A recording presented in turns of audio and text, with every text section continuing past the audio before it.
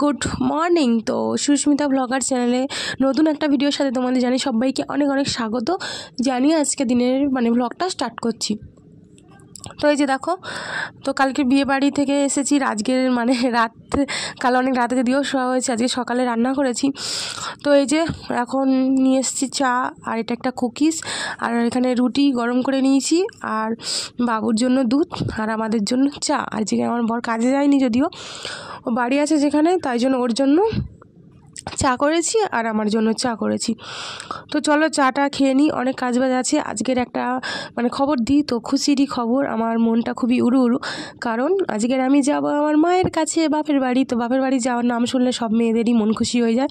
তো চলো চাটা সারি। আর এই যে চলে এসেছি অনেকটা সময় পরে, বরের জন্য মাছ ভাজা করছি। মাছ এনেছে বাজার দিয়ে, বলেছে মাছটা আনি ধুয়ে পরিষ্কার করে কেটে কুটে রেখে দিয়ে যাও। তো আমি ভাবলাম তো চলো মাছটা, আর এই যে সয়াবিনের তরকারি আর পটল ভাজা সকালবেলা করেছিলাম, আর মাছ ভাজা করে দিচ্ছি। 2 পিস মাছ ভাজি, এই মাথাটা আমি খাবো।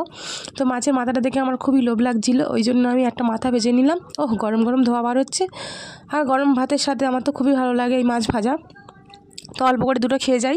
আর এই যে অটোয় উঠে গেছি, বর আগিয়ে দিয়ে গেছিলো রাস্তা অবধি, আর এখন আমরা অটোতে আছি। চলো বাড়ি যাই, বাড়ি গিয়ে দেখা হচ্ছে। বাড়িতে ফাইনালি চলে এসেছি, এসে শুয়ে পড়েছি। তো এখানে আমার শোয়া ছাড়া আর কোনো কাজ নয়, এরকমটা কেউ ভেবো না। তো এখন আমার মা বাড়িতে নেই, যদিও আমার মা কাজে যায়। আর আজকের আমার বোন রান্না করেছে মাছের ঝোল আর ভাত। আর এখন এই যে শুয়ে আছি, খাওয়া দাওয়া করে বিকেলবেলা মেলাতে যাব এরকম প্ল্যান আছে। তো চলো খাওয়া দাওয়া করে নিয়ে রেস্ট নিয়ে একেবারে বিকেলবেলা দেখা হচ্ছে। আর বিকেলবেলা এই যে এটা আমার বোনের বান্ধবী, এর নাম হচ্ছে স্বপ্না। আর আমার বোন আর বাবু আগে যাচ্ছে, অটো দাঁড় করিয়েছে। এই যে আমার বোন আর বাবু রাস্তা পার হচ্ছে, আমিও রাস্তা পার করছি। এখন আমরা মিলন মেলা যাবো বলে বেরিয়ে পড়েছি। অনেকটা বিকেল বলতে প্রায় 5টা মতো বাজে। তো চলো, মা বলেছে তাড়াতাড়ি গিয়ে তাড়াতাড়ি চলে আসতে। আর মেলাতে এই যে ফাইনালি আমরা মিলন মেলাতে চলে এসেছি, আমাদের বাড়ি থেকে একটু দূরে, তখন 20 টাকা করে গাড়ি ভাড়া নিতে হয় অটোতে গেলে। আর মিলন মেলায় তো সত্যি কথা বলতে যা জিনিসের দাম, কোনো জিনিস কেনার থেকে শুধু ঘোরার জন্যই আসা, না। আমার বোন বায়না করছিল ওই কী বলে নারকেল দোলা চড়ার জন্য, তো ওই জন্য ওকে নিয়ে এসেছি। আর এই যে আমরা এখানে রয়েছি, আর বাবু একটা গাড়ি রাইড যেটা বলে আর কি, সেটা দেখে চড়ার জন্য খুবই বায়না করছিল। তো ওকে আমি এখন ওইটা দেখি কি করা যায়।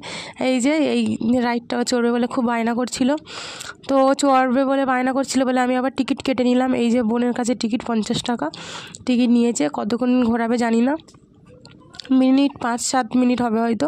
তো এই যে ওকে তুলে দেবো রাইডে, জানি না ও ভয় পাবে কি না, যদি ভয় পায় তো গেল। তো ও বলছিল হেলিকপ্টারে উঠবে, এখানে বাইক ছিল, জিপ ছিল, এই হেলিকপ্টার নাকি বলে এটা জানি না, সে যাই বলুক এটাই ও উঠবে। ও উঠে গেল, এবারে ও রাইডটা করবে আর কি। তো খুবই আমার ভয় লাগছিল, যদি চিল্লায় তো কী হবে। 50 টাকা দিয়ে টিকিট কাটা হয়েছিল। ও মা একদম তার বিপরীত, নামতেই চাইছিল না। আমি তো ভাবছিলাম ভয় পাবে, কিন্তু আদৌ ভয়টা পাচ্ছিলাম আমি। আর এই যে ওইখানে অনেক কিছুক্ষণ চড়েছে, 5-7 মিনিট এরকম, অতটাও হবে না, মিনিট 5 হবে। তো এই যে ও এখন রাইডটা করুক, আর আমি একটু ভিডিও করছিলাম আর কি। আর ঠান্ডা যদিও আমার খুবই লেগেছে, কালকের ভিডিওতে বলেছি, তো আরেকবার বললাম। আর ওর চড়া কমপ্লিট। আর এখানে দেখো নারকেল দোলা চড়ছে, আর তার পাশে আছে টোরা। তো টোরা চড়তে আমার খুবই ভয় লাগছিল, কিন্তু ভয় লাগছিল বলে ভয় লাগে। আমি কিন্তু টোরাতে উঠিনি, তো দাঁড়িয়ে জাস্ট ভিডিও করছিলাম কীরকমভাবে এটা চলে, তোমাদের দেখাচ্ছিলাম। আমাদের আসল উদ্দেশ্য হলো নারকেল দোলা। এটা নারকেল দোলার টিকিট কাটা হয়ে গেছে, 7 টাকা করে নিয়েছে, আগের ছিল 50 টাকা করে, এখন 10 টাকা করে বাড়িয়েছে। তো এখন যদিও অন্যদের চড়াচ্ছে, তাই জন্য নিচে দাঁড়িয়ে একটু ভিডিও করছিলাম। তো চলো টোরাটা দেখো কীরকমভাবে ওপরের দিকে নিচের দিকে আসছে, আর খুব আহাউ চিল্লানোর আওয়াজ হচ্ছিলো, ওই জন্য আর সাউন্ডটা দিতে পারলাম না, নাহলে ভেবেছিলাম সাউন্ডটা দেবো, কপিরাইটের ভয়ে আর দিলাম না। আর এই দিকে দেখো টোরা কিন্তু আস্তে আস্তে স্পিড বাড়াচ্ছে আর কি, তো ওদিকে চিল্লানোর আওয়াজটাও খুব হচ্ছিলো। আর আমার খুবই ইচ্ছা হচ্ছিলো এটা চড়তে, কিন্তু সাহস পাচ্ছিলাম না, আর যদি ভয়ে মাথাটা ঘুরে যায়। আর এই যে আমরা এখন যাচ্ছি ওপরের দিকে নারকেল দোলা, অনেকটা টাইম হয়ে গেছে, এবার মনে হচ্ছে ওদেরকে নামাবে। আর কাল বিয়েবাড়ি, আজ মিলন মেলা, এই করে আমার মানে ঠান্ডাটা অনেকটা লেগে গেছে। এখন যদিও তোমরা ভিডিওটা অনেকটাই পরে পাবে, যখন হয়েছে তখন তো দিতে পারবো না। আর আমার ছেলেকে এখানে একটা রাইডে দিয়ে দিয়েছিলাম, ওকে তো নেবে না। আর এই যে এখানেই ও আছে, ওকে দেখবে হাই করতে বলছিলাম, এই যে হাই করছে। আর ওকে মানে লোকটাকে আমি বলে দিয়েছিলাম যে ওকে নামাবে না যতক্ষণ মানে খেলা করে করুক, আমরা নারকেল দোলার এই রাইডে আছি, ওকে একটু দেখবেন। বলেছে ঠিক আছে, কোনো সমস্যা নেই, যান, যে টাকা বেশি নেয় নিক, তো অসুবিধা নেই। আর এই যে দেখো নারকেল দোলায় ফাইনালি উঠে গেছি।